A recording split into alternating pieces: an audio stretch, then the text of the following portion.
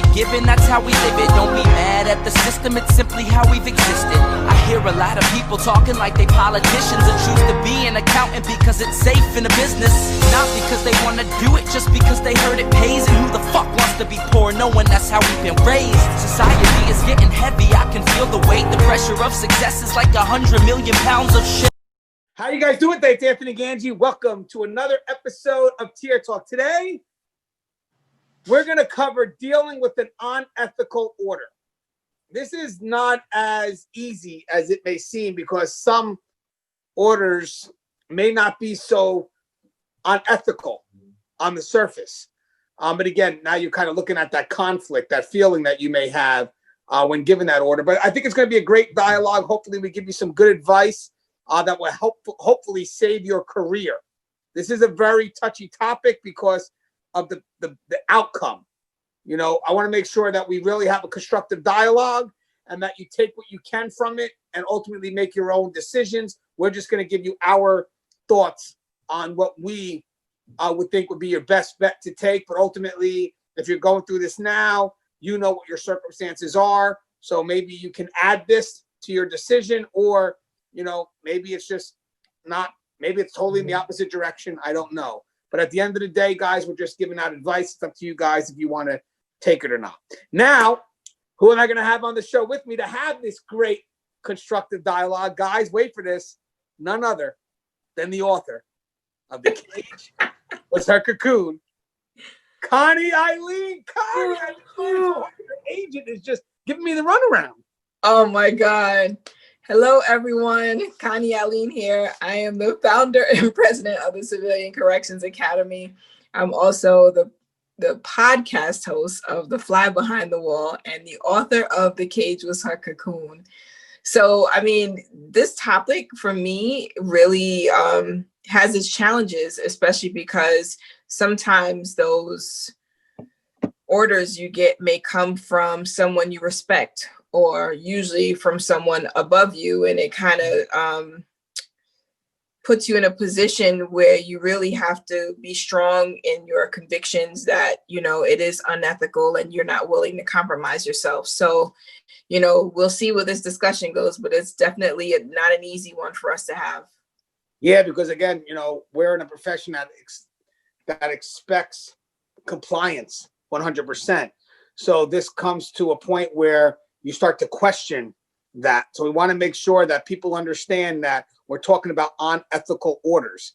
And I don't want people questioning ethical orders during emergency situations because that's definitely going to be a no-no. We're talking about unethical orders that may, again, give you some feeling of conflict.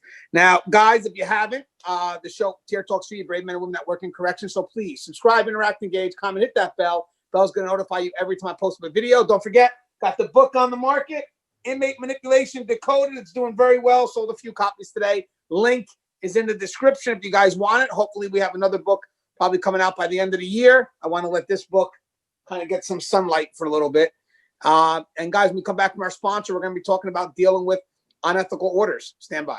I wanted to attend a university that had an intelligence program. I wanted to look at problems different. I wanted to increase my critical thinking abilities. AMU offered those avenues to expand. Obtaining your degree as an adult, you're actually paying yourself and investing in yourself. You can't put a dollar on it. It's priceless. It's something that can never be taken away from you. American Military University. Learn from the leader.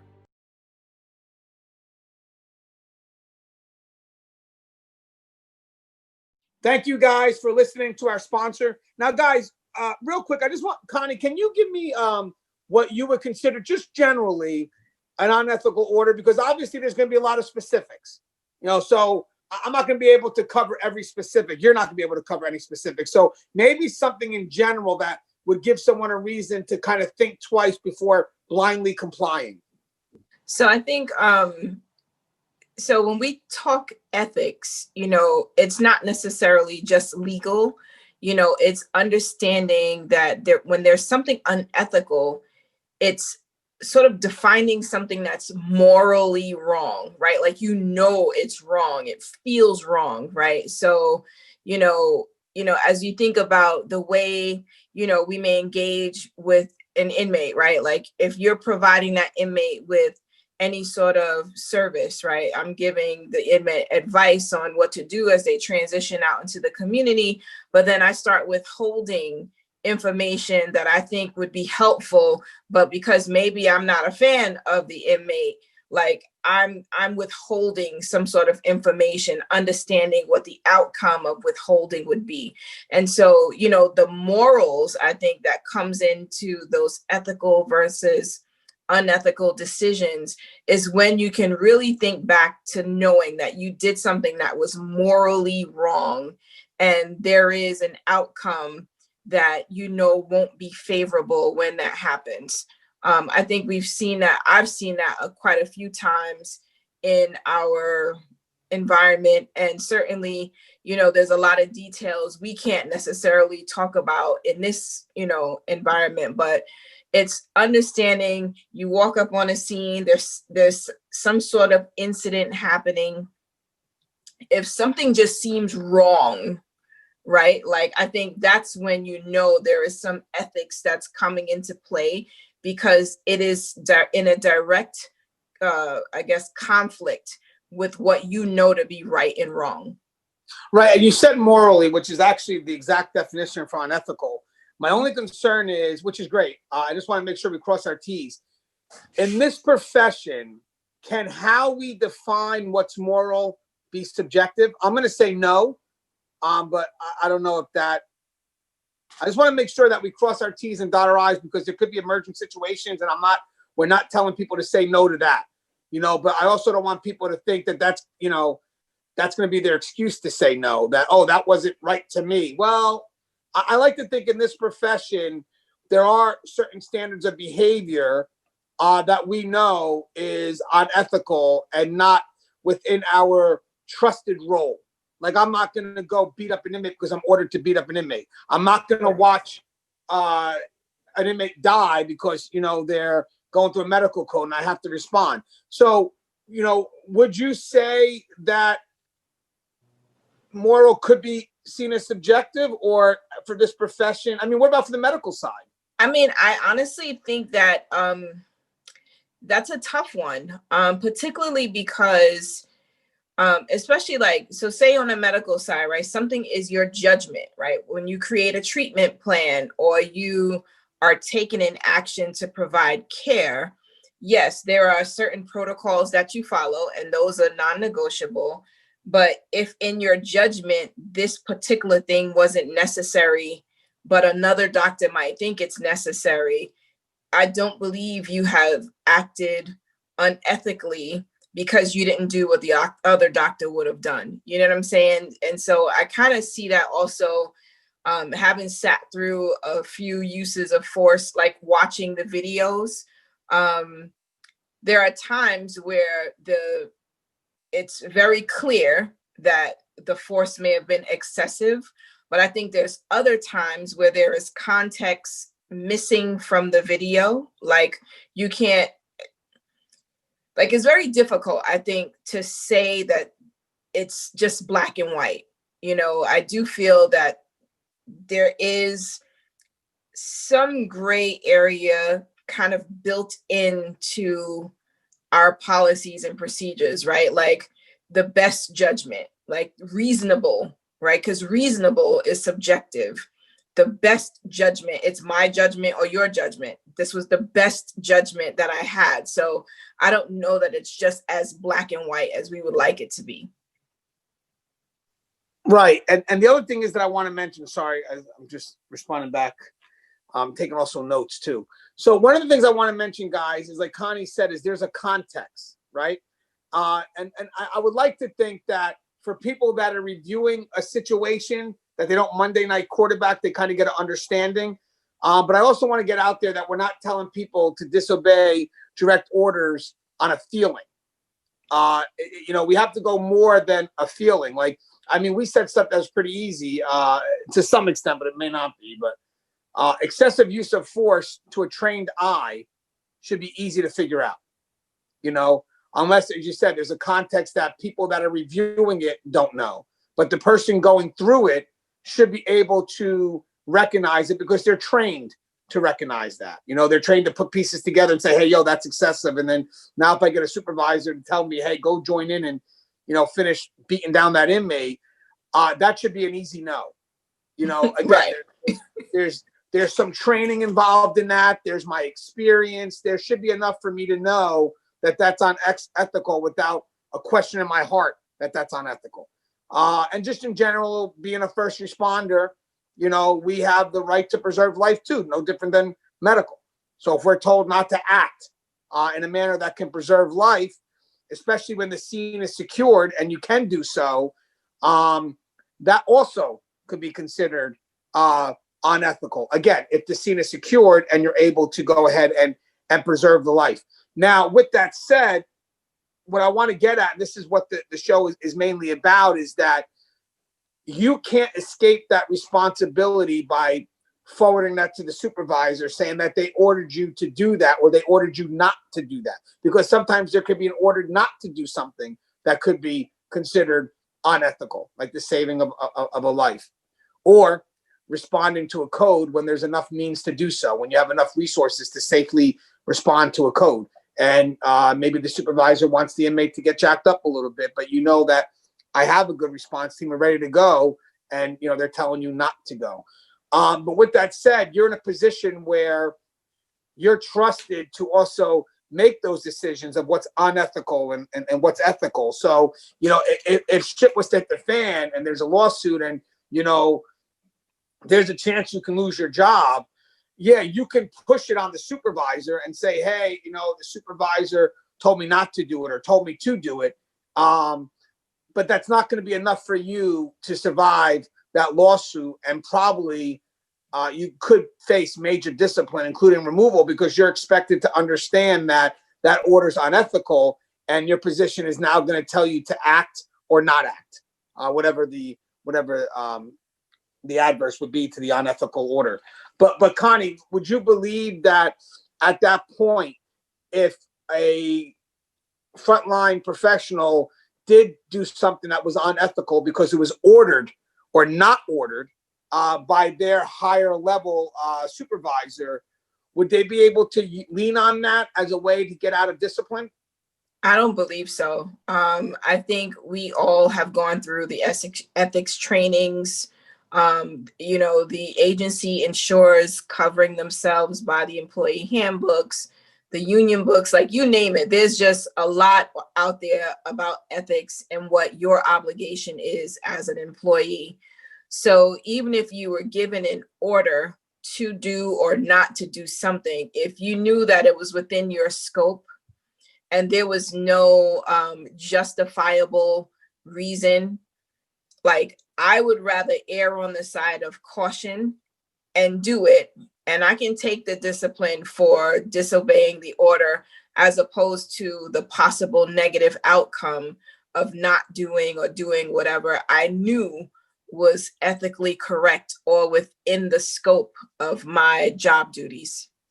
Right. And you know what's funny? I mean, there's obviously lying on a report that could be considered unethical. That's obvious, right? Yes. When you have a supervisor telling you, hey, I want you to lie on a report. I want you to say that this happened over this, or we know that. I also like to think anything that messes with the preservation of life, where you have an ability to preserve life. So again, there's other context in play here, but where there's nothing that violates safety and security in your effort to preserve that life and you're told not to do it, or a use of force that can lead to a death and you have the ability to stop it and you don't. I noticed you had a thought there, Connie. What was the thought? So I was just thinking, sometimes it's not so explicit, right? Sometimes it isn't, don't do it. Sometimes you come on the scene and no one else is doing it. And there's this implied, there is the implication that none of us are taking any action. And so I just, want to caution people that even if there is an implication, that you still have an obligation to act within, I guess, the in accordance with your role, right? because I feel like that's sort of like the gray area, which you mentioned it earlier, but I just wanted to kind of go back to that for a second, that if you walk up on the scene and even if the group isn't taking any action, but you see reason why you should take action, you should still step forward and take the action. And it's not saying it won't be easy, that it will be easy doing that. It's just to say, if everyone has decided to do something unethical, you don't have to join in. Right. You know what? We touched on this, and I agree. But I think, you know what's unique, and I definitely want to cover this, is that if you're the first on the scene and you're given an unethical order, it may be easier for you to challenge it as opposed to you being the last on the scene and, you know, it's already happening. Right. It takes a lot of courage for someone not to conform. That's what I'm getting at. Where if it's before the incident occurred, you could be that resistance and start the trend for other people to not do it. But the moment you get, you know, the moment you come on the scene, it's already happening. It takes a lot of courage to stand away from the group and not conform to what they're doing. Not that's going to get you out of a charge, guys. I'm not saying this to know that it's going to get you out of charge. I'm just recognizing that it may not be always that easy to do, especially as Connie mentioned.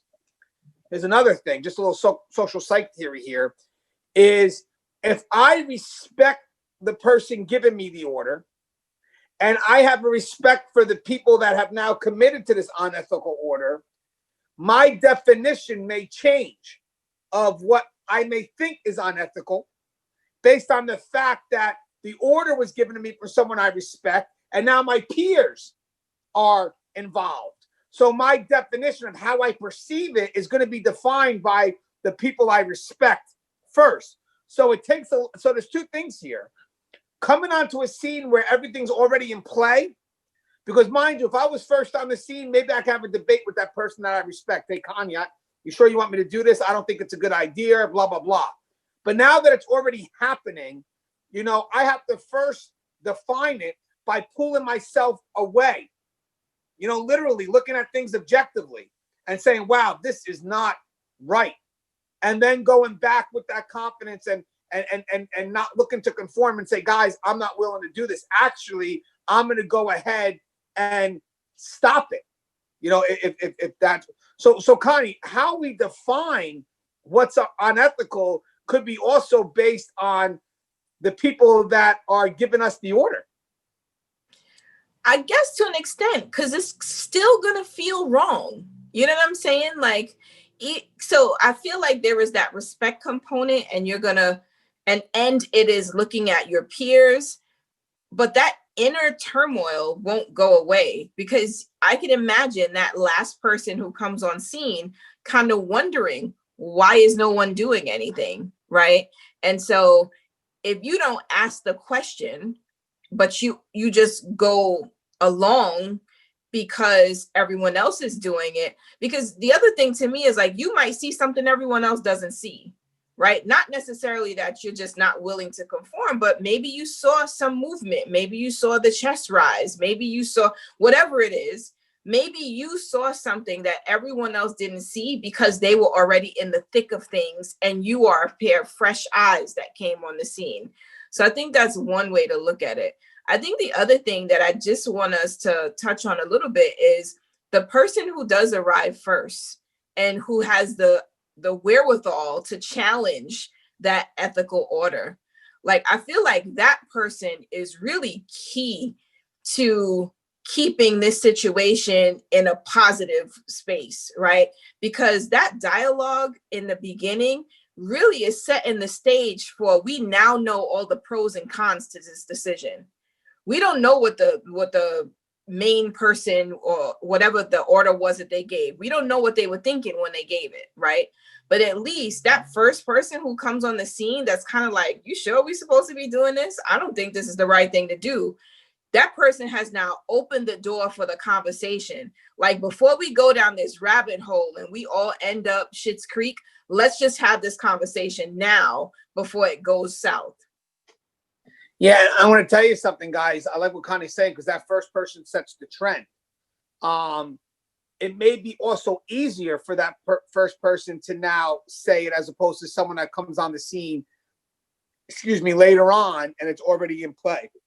So I agree with you 100%, Connie. I think that that first person on the scene sets the example for which others need to follow. Especially if it is something unethical. But guys, on the adverse of that, as I said, that person also sets the example if it goes in a negative way. So the funny thing is when you're looking at, holding people responsible, it's the supervisor, right? Let's say it's a group of people involved. It's the supervisor, right, that gives the unethical order, but it's also the first person that does the unethical order, because that could open up the door for the people to follow. So technically, I will tell you one thing, guys, just to be fair, for the first person to refuse that unethical order, and it is the right thing to do, that person also sets the trend for others to not do it. That person should be recognized. Absolutely. Because that person just actually protected ultimately liability, but whatever the scenario would be, but ultimately it leads to liability. That person protected the facility from taking a major hit. So again, just want to let people know, when you're the first person responding to the scene and the first person getting that order, man, a lot of it's going to lean on you on, whether you are going to follow through with what could be unethical or stand up and set that precedence for when the other people are coming behind you. Whoa, hold on, guys. Not so blindly. Correct, Connie? Would you agree? Absolutely. Absolutely. And you want that person. I don't care what nobody says. As much as we get upset because, like, come on, just do it, right? Like, no. You want that person that's going to make you take a pause and make you think about what you're doing before you get, too far down the road where you can't recover from it. Right. Now, this was just regular quick dialogue. Again, there's so many unethical orders, and we talked about lying on reports, maybe use of force, not saving an inmate, a delay in response, even though you have the power to do it. So, I mean, again, we discuss whether moral subjectively, but I think there are certain parts of the job that deal with the preservation of life or trust, ultimately trust. Can you be trusted to do the job? I think ultimately that's where it is. Can I trust you to do the job? And at that point, that's really not subjective. No. That's really not subjective. So again, just good dialogue, but I want people to know at the end of it that you can't fall on your supervisor for giving you the unethical order. Yes, they're responsible, and I'm not minimizing that, but you're also responsible for not standing up and doing what's right. And for the people that do, they should be supported, because it's not easy to do, as explained just now. Connie, you have anything you'd like to say in closing? I would just like to say that, ultimately it's your better judgment, right? You have an obligation to use your best judgment at all times. And, I don't want to say it's just about covering yourself, but you don't want to get caught out there supporting something that that you wouldn't stand behind, right? And there's never anything wrong with asking a question. If you walk up on a scene or something happens and you're just not sure, what's going on here? Why aren't we doing something? Just ask the question, because a lot of times it's when those questions get voiced that people can't ignore it, right? Like, you can't ignore that we're not taking an action that we can all take in order to preserve this situation. So for me, it's really use your voice, ask the questions if you think something's unethical, and really don't be a part of sweeping anything under a rug, because that's just not the legacy I think any of us want to leave with our employers. Yeah, I love that, Connie, because in the end, you don't want a culture where, you're hiding stuff, because in the end, if I'm hiding stuff, can I really trust the people that are supervising me? Mm-hmm. And by the way, loyalty is not loyalty when you have shit on each other. That's not loyalty. It's not. Because is that fear? It's no, because some people are like, they're loyal because they got shit on each other. But at any time, one's waiting to turn, take the right amount of pressure, and that loyalty will be gone. You know what I mean? loyalty comes from doing the right thing, having that integrity, being someone that you can trust, being reliant, being consistent. And then you'll find that people, they're loyal to you because you have proven to be loyal to them, but for the right reasons, because I can trust you. You know, that's the key, because I can trust you. Guys, don't forget, books on the market, Cages or Cocoon, Inmate Manipulation Decoded. Links are should be in the description. I believe Connie has a direct website. So if you look up the Cages or Cocoon, you could probably pretty much get right in and get your book right off the website. Great reads. And eventually, hopefully by the end of this year, we should have another book. The second book for me will be a little bit more personal. And I know Connie is probably going to make something towards correctional leadership as well, a little bit more specific to the profession and kind of what we learned that helped us become seen as people you can trust. Sometimes I do want to say leaders, but when we write a book, guys, it's not what we feel can make you better. It's what we felt made us better through experiences. So take it as you will. I mean, that's the key. As always, guys, the show is Tier Type. If you haven't, please subscribe, interact, engage, comment, hit that bell. Bell's going to notify you every time I post a video. Stay safe.